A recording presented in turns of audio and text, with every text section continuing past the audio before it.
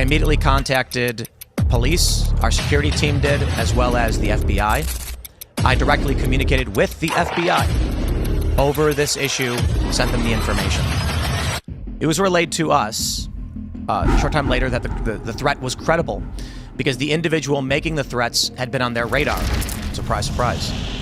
And that this person was actually making comparable threats to other people. They believed they might know who this person was. And it was just a vehicle firing shots driving by. We've been here for years. We've been here for about 4 years. This has never happened before. And so considering the time we are in, the threats we have received, and the recent assassination of Charlie Kirk, the intelligence assessment is, yes, these threats are... If that Tim clip has you feeling sick to your stomach like it does me, if you've got that same knot in your chest after everything that's happened lately, just give me 4 minutes. Because you're my people, let's talk this through. After playing that clip, shots at Tim Pool's house months after Charlie Kirk was taken from us on stage. I needed to talk to you about this tonight because honestly, I can't sleep if I don't. You've seen the list, right? Charlie gone in September. Allie Beth hints to cancel her whole tour because the threats got too real. Benny Johnson getting a credible, detailed death threat just last week and then immediately smeared across the internet like it was nothing. Joe Rogan getting constant threats with a recent serious incident. And now Tim saying someone rolled up and opened fire on his gate. Emails or the communications that had happened. The threat was basically to come and shoot up our property. And there were some specifics in it that made us say, okay, maybe this is, it could just be terror, right? It feels like every week another name we know gets added to this nightmare. And I know a lot of you are feeling the exact same knot in your chest that I am. Here's what keeps me up when half the internet spends years calling people literal Nazis, enemies of democracy, evil incarnate. Eventually some broken person decides they're doing the world a favor by making them disappear. That's not me pointing fingers at one side tonight, that's just how this works. Words have weight. And right now those words are loading guns. The scariest part, the bad guys win. If we get terrified or turn on each other, a scared, exhausted, divided group of people is the easiest group in the world to control. They don't even have to fire the next shot, they just wait until we've silenced ourselves out of fear. I'm not letting that happen to us, and I know you're not either. So here's the commitment I'm making tonight, and I'm asking you to make it with me.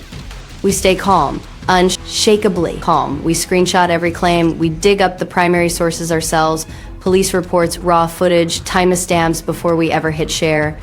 And yeah, we even fact-check the voices we've loved for years because endless speculation, wild accusations, and straight-up lies from podcasters with agendas do real damage. Those lies don't just trend on X, they put targets on people's backs. They hand unstable people a motive and a map. The second we stop calling that out on our own side, no matter how big the name or how loud the platform, we're the ones helping steer the entire conservative movement into the ditch. So we check everyone, gently, firmly, and without apology. That's how we protect the good guys and starve the chaos agents at the same time. Look, I've watched him talk about this stuff for years, how the constant swatting calls, the death threats, the bomb scares have made it almost impossible for him to book big guests anymore. People literally tell him, I'd love to come on, but I'm scared for my family. So when he gets in his car, voice cracking, saying someone just shot at his house and he's thinking about shutting the whole show down, my heart hurts for the guy.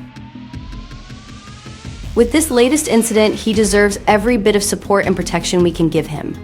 No jokes, no memes, just prayer and backup. And whatever the circumstances are, whether he was home or not, we still approach it with grace because the years of very real threats he's lived through are undeniable. Either way, we don't pile on, we protect our own, we seek the truth gently, and we refuse to let fear or division turn us into the very thing we're fighting against. We're just wide awake or ridiculously calm and annoyingly thorough. And listen, don't let them win by walking away. Staying quiet, going dark, disappearing into the desert like Obi-Wan after Order 66 that might keep you safe for a season, but the Empire still rules the galaxy. The fight doesn't end because good people get tired and hide in a cave. It ends when the last person who can still speak the truth decides it's not worth the risk. Not there yet, not even close. And Megyn Kelly, I'm looking right at you, along with every other major voice who still has a huge reach.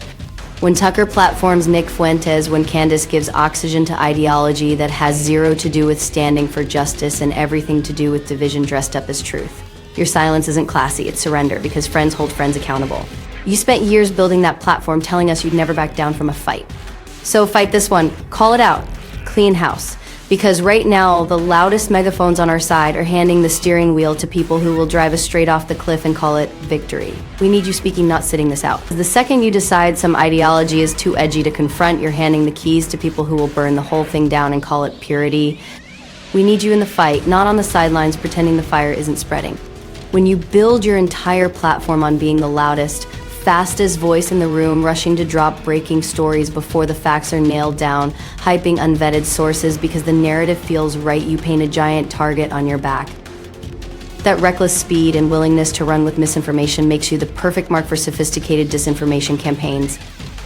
That actors, foreign or domestic, know exactly who to feed fake documents, doctored screenshots, and fabricated leaks to, because people like Candace Owens, Tucker Carlson, and Alex Jones have already proven they'll amplify it to millions before anyone else would pause and verify.